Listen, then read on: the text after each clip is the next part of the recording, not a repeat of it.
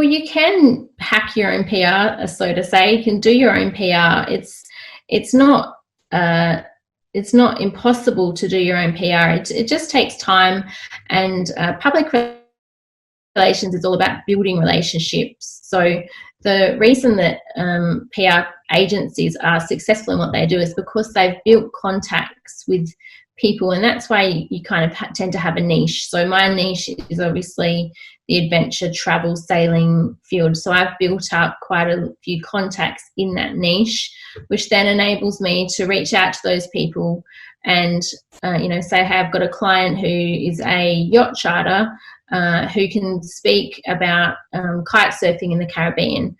And so then I'll arrange for them to do a podcast interview with that person.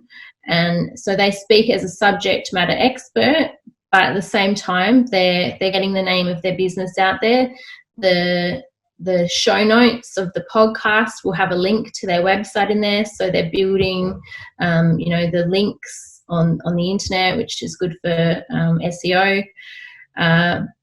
There's lots of little ways. Then, the podcasts will then share the podcast with their audience. The business will also share it on their social pages. And it's all about leveraging every time they get a media hit.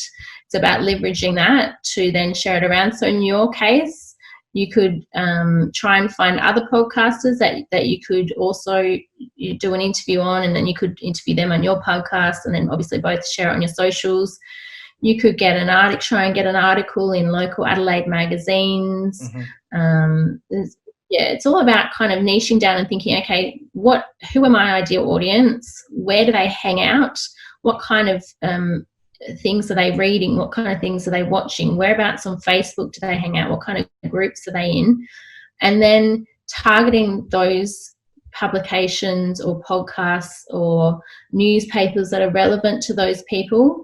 A Kangaroo Fern production.